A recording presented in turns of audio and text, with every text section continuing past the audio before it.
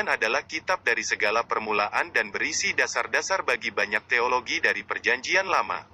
Pemahaman mengenai isi dan pesan kitab ini diperlukan untuk menelaah kitab-kitab yang lain di Alkitab. Kejadian bukanlah kitab ilmu pengetahuan, meskipun para ilmuwan benar dalam hal menyelidiki tuntutan-tuntutannya. Kejadian bukanlah kitab biografi, meskipun banyak hal yang dapat dipelajari dari tokoh-tokoh dalam lembaran-lembaran halamannya. Kejadian juga bukan kitab sejarah, walaupun sebagian kecil memuat sejarah. Kejadian adalah sebuah kitab teologi, meskipun tugasnya tidak dikerjakan secara sistematis.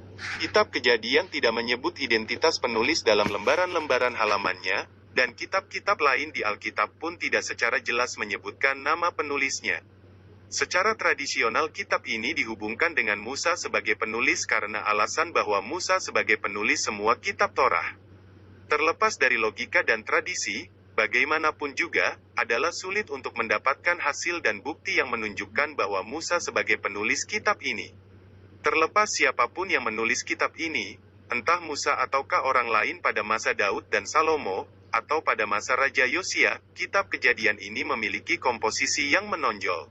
Banyak ahli kitab yang sudah mengadakan analisis yang teliti di bidang linguistik dan sastra, mereka menyimpulkan bahwa tidak ada cukup bukti untuk menandaskan bahwa penulis kitab Kejadian bergantung dari sastra lain. Apapun penilaiannya, sastra Mesopotamia menyediakan satu latar belakang untuk memahami beberapa bagian tertentu dari sejarah zaman purba di kitab Kejadian yang berbeda karena berlawanan dengan teologi Timur.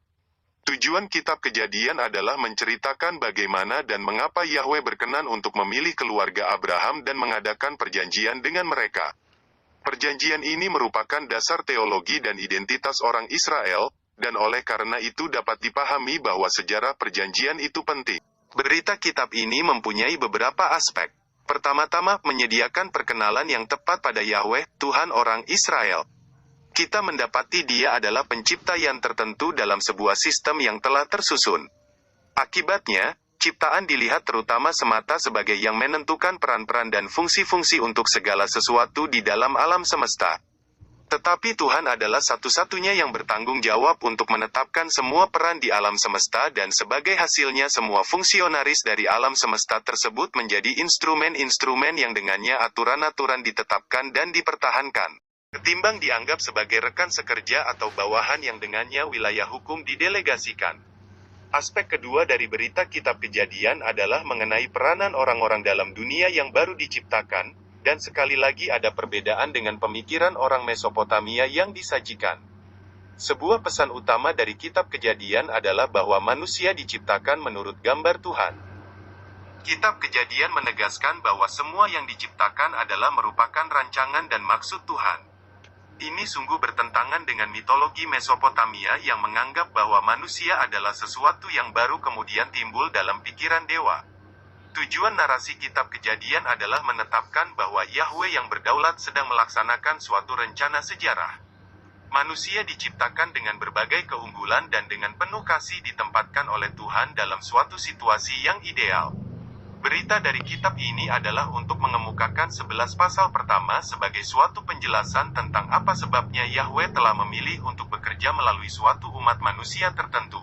Dari sudut pandang geografis, kitab ini menetapkan bahwa Abraham dan keluarganya berasal dari Mesopotamia, bukan Mesir. Tetapi selama 3 generasi menetap di Kanaan sebelum pindah ke Mesir. Pada akhirnya, Kejadian juga berusaha menjelaskan bagaimana Israel sampai terorganisasi sebagaimana yang ada. Pesan tersebut juga menjelaskan beberapa dari hubungan kedua belah suku satu sama lain dan menerangkan mengapa beberapa suku lebih menonjol sedangkan yang lain kurang dikenal.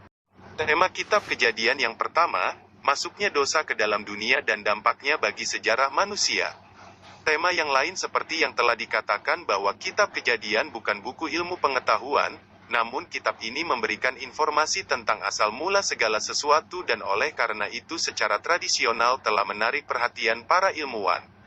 Ilmu pengetahuan berusaha menjelaskan asal mula segala sesuatu tanpa Tuhan. Alkitab mendesak bahwa aspek yang paling penting dari asal mula itu adalah mengerti bahwa Tuhan yang menciptakan. Usaha untuk mencocokkan perspektif Alkitab dengan perspektif ilmu pengetahuan hanya dapat diterima sejauh usaha itu tidak berkompromi dengan apa yang sudah ditegaskan Alkitab.